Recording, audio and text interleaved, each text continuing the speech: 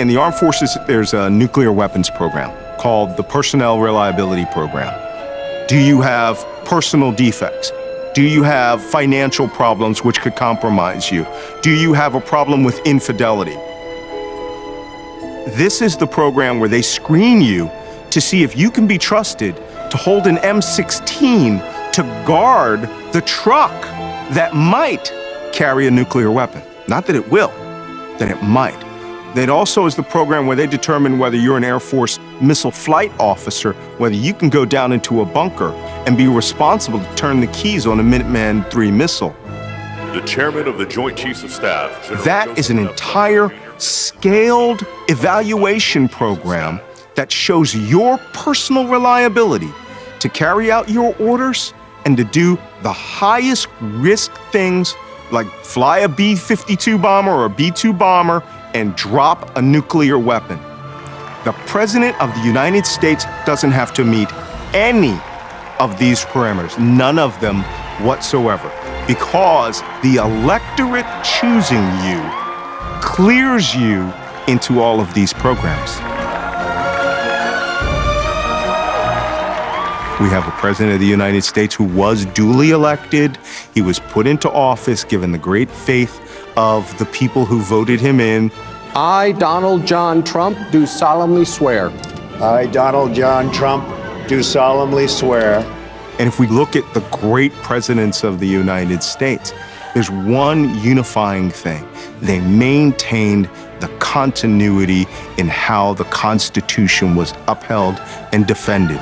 So help me God. So help me God. Congratulations, Mr. President.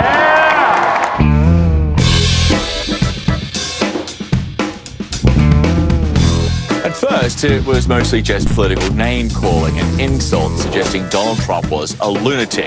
This man is a pathological liar. Guarantee I have a vocabulary better than all of them. Most of them, I know I have an IQ better than all of them. I'm very highly educated. I know words, I have the best words. But there's no better word than stupid. I don't know what I said. I don't remember. I could stand in the middle of Fifth Avenue and shoot somebody and I wouldn't lose any voters, okay? But more recently, the conversation about the president's mental state has taken a more serious tone. I can't explain this crazy behavior, but I can call it crazy. We've taken this big, beautiful ship, and it's being turned around very quickly. I'm not a psychologist or a psychiatrist, but the guy needs therapy. USA, USA, I am the chosen one. And while almost everyone seems to have an opinion, could Donald Trump be unfit for office?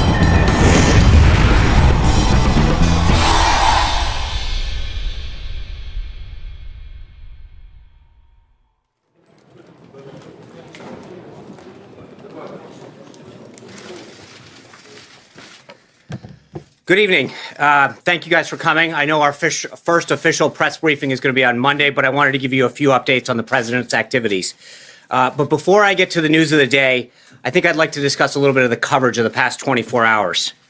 Yesterday, at a time when our nation and the world was watching the peaceful transition of power, some members of the media were engaged in deliberately false reporting. Photographs of the inaugural proceedings were intentionally framed in a way, in one particular tweet, to minimize the enormous support that had gathered on the National Mall. No one had numbers. This was the largest audience to ever witness an inauguration, period, both in person and around the globe. Even the New York Times printed a photograph. Why put him out there for the very first time and utter a falsehood? Why did he do that? It undermines the credibility of the entire White House press office on day one. Don't be so overly dramatic about it, Chuck. You're saying it's a falsehood, and they're giving Sean Spicer, our press secretary, gave alternative facts to that. But the point remains. Wait a minute. Alternative facts? Look, alternative facts are not facts. They're falsehoods. My name's George Conway. I'm a lawyer. I'm a litigator. I principally practice securities litigation. I've argued appeals, including a big case in the Supreme Court. My wife was Donald Trump's campaign manager and now his counselor to the president. And he said a lot about this since. I was a Republican since probably about 1980 when Ronald Reagan was elected president. I voted for Donald Trump in 2016, and I almost took a job in the Justice Department myself to run the civil division of the Department of Justice. Donald Trump wasn't my first choice among the Republican nominees, but I was hopeful that he would calm down and get better as time went on. He started to show a little more discipline. He would only go off the rails every third day instead of every day. But the problem was, once he got into the supreme position of power, he lost some of his incentive to be disciplined. And I'm thinking at this point in time, what is wrong with him? Donald Trump is like a practical joke that got out of hand. That's the problem. I didn't go into the administration for a lot of reasons, but the fundamental reason was it was a mess. I guess I must have been Googling Trump and mental health, because I clearly thought there's something seriously wrong with him. And I came across an article in Rolling Stone magazine, "Is Trump a malignant narcissist?" And a number of people like Dr. Gartner were interviewed. And as soon as I read that, I realized, oh, that's it. You cannot understand his presidency without knowing this. My name is John Gartner. I'm a psychologist. I taught in the Department of Psychiatry at Johns Hopkins University for 28 years. I've written some books, and I'm the founder of Duty to Warn, an organization of mental health professionals that believe that Donald Trump should be removed because he's psychologically unfit. My name is Lance Dodes. I'm a psychiatrist and a psychoanalyst. I've spent most of my research career looking at compulsive and addictive behavior, and I've become interested in the importance of psychology and politics in recent years because of the threat to our country. My name is Justin Frank, a psychoanalyst and a psychiatrist. I've been in practice in D.C. for about 40 years. Is Donald Trump fit to serve as the president and commander-in-chief? I can answer that with one word: no. Trump is a sociopath, a sadist, a con artist, a racist, a misogynist, a sexist in general, and I think it is a problem.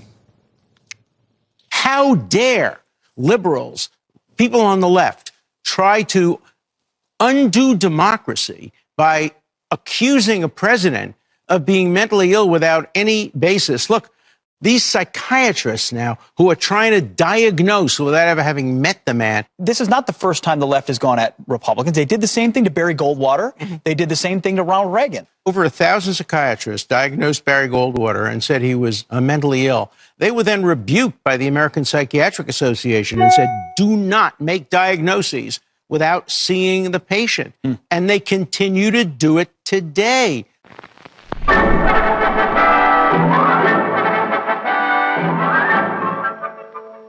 The election campaign's in full swing in New Hampshire, bellwether state of the nation, that goes to the polls on March 10th. And growing support for Goldwater. So the Goldwater rule has an interesting history. In 1964, Barry Goldwater ran for president, and a now defunct magazine, Fact Magazine, did a survey of psychiatrists and published an article saying psychiatrists think that Goldwater is unfit. Goldwater sued them, and he won. And as it turns out, actually, he deserved to win. It was libelous. He was not unstable. And the psychiatrists who wrote those statements about Goldwater, it's important for people to understand the history of our field. This was in the 60s when Freudian psychiatry really ruled the roost. This is what I've discovered. We are constantly bedeviled by powerful unconscious forces in our beings. And so their explanations were things like, he's a latent homosexual. He's been scarred by his potty training. He has an unresolved Oedipus complex.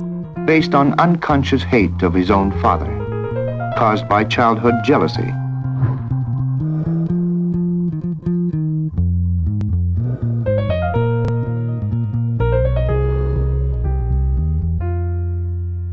Freudian psychiatry, though it has many important and positive aspects and helped move the profession forward, it's not been used well in terms of its analyzing public figures. I actually interviewed the last living member of the ethics committee that formed the Goldwater Rule, and he said, these were obviously wild speculations. They weren't founded in fact, and so they embarrassed the profession because they were really idle speculations. And so that's why they passed that rule. He said to me, we never intended it to be a gag order, meaning that psychiatrists could never speak up about public figures. We just didn't want them making unfounded statements.